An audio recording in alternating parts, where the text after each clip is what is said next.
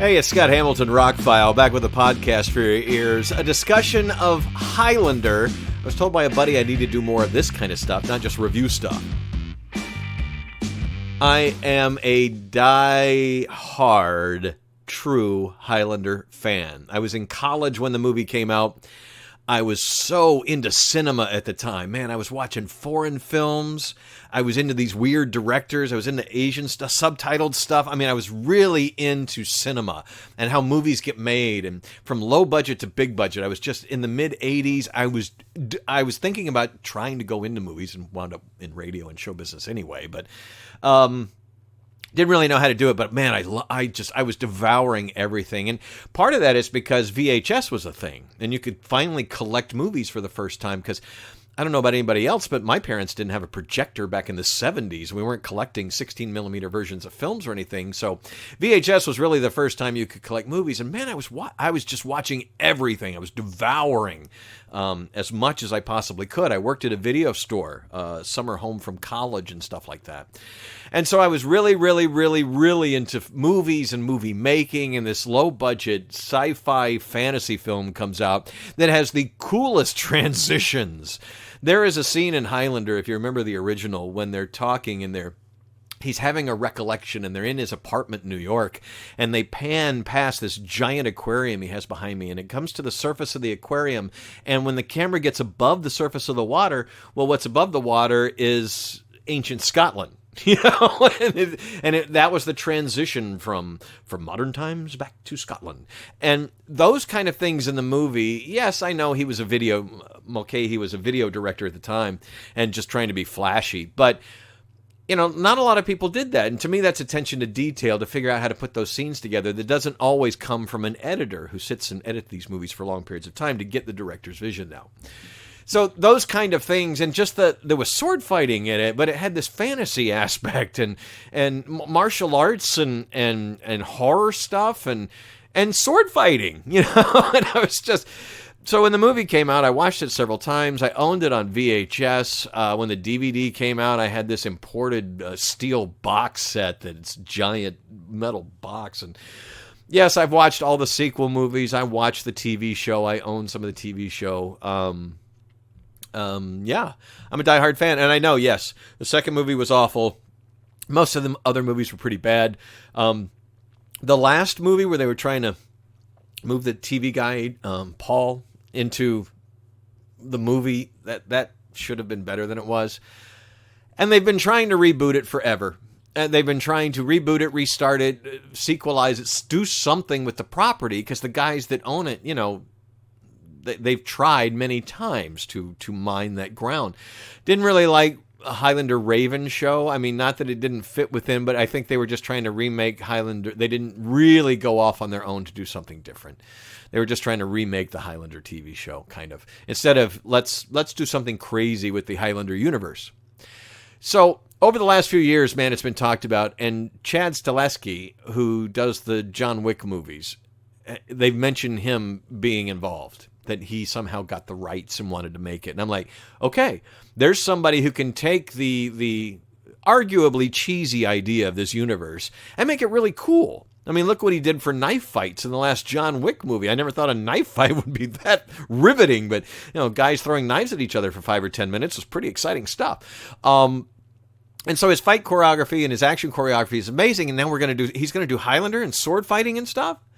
I like the whole idea, the mythology of there can be only one, and these guys fight each other every once in a while, and it takes place over hundreds and thousands of years, and they're immortals, kind of like vampires, because I've always liked vampires.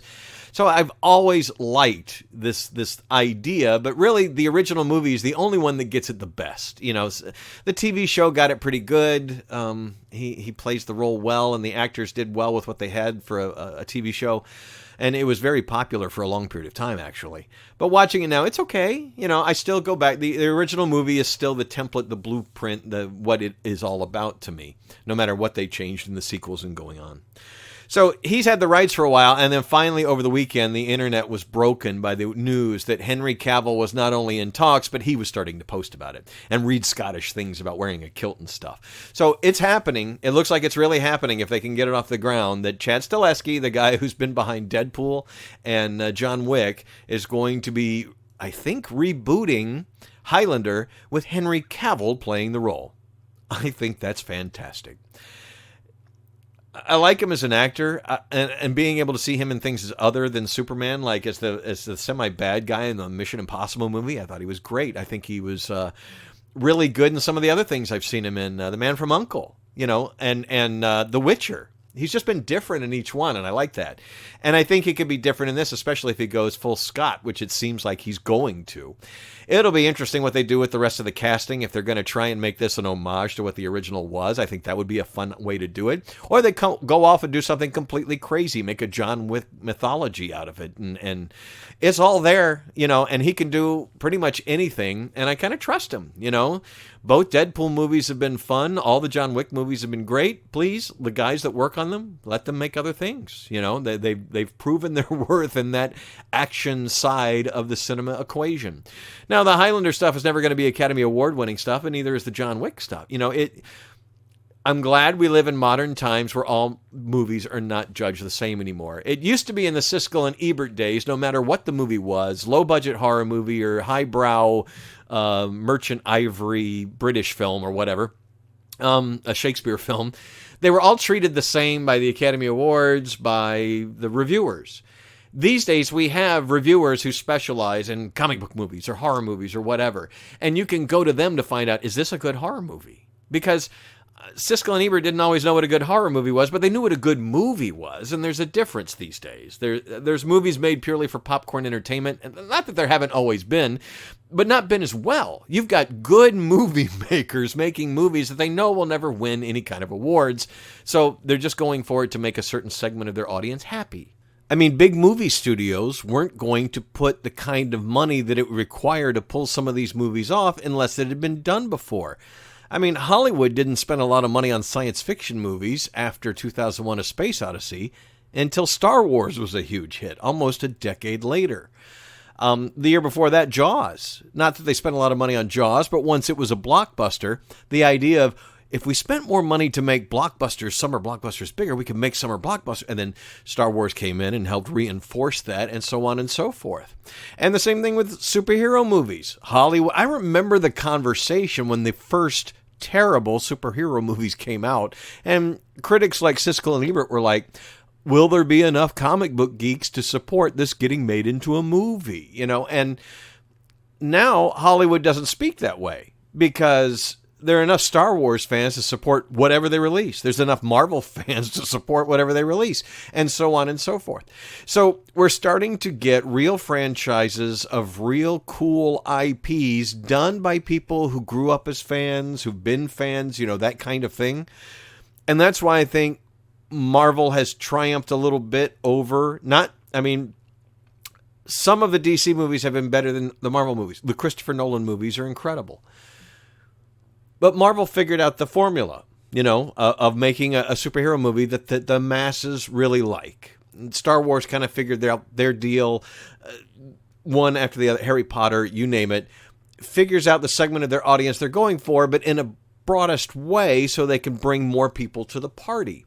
And so now they're mining, instead of we're getting a cheap Hellraiser sequel or a cheap Highlander sequel, there are two Hellraiser properties in production right now, one a TV series, one a movie. The TV series has Clive Barker involved.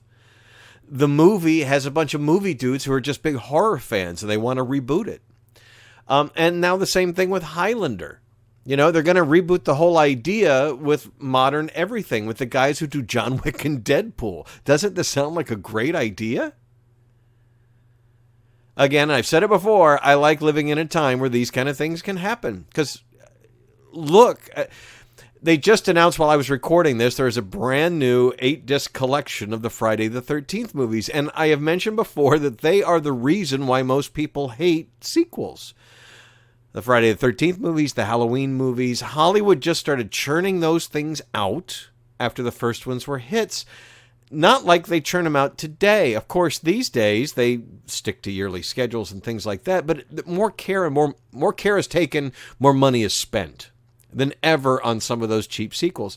And so we're having to adjust our dialogue about sequels and reboots, because I was one of those people. Man, that's going to suck. But I just rewatched The Crazies from 2010. It's a remake of a George A. Romero movie that's better than the George A. Romero movie. It's great. It holds up very well, and you're going to love my podcast on it. So let them play with Highlander. Everybody else has tried and made terrible movies, and I still like the original movie. So this could be awesome. I mean, let's look at the bright side. Someone tells me a lot that I make lemonade just about out of everything. Well, you know, you've got a really good action director, a big budget, and now they've signed Henry Cavill to play the role. Who's going to play Ramirez? This should be interesting. I'm looking forward to it, and the Kurgan. What do you think about them rebooting Highlander with Henry Cavill and putting a A-list team and A-list budget behind it? I think this is going to be great. I'm Scott Hamilton. My website is therockfile.com. Thank you for sharing, liking, subscribing, and listening. If you're a geek like me, you're going to love some of these other podcasts coming. Have a great day.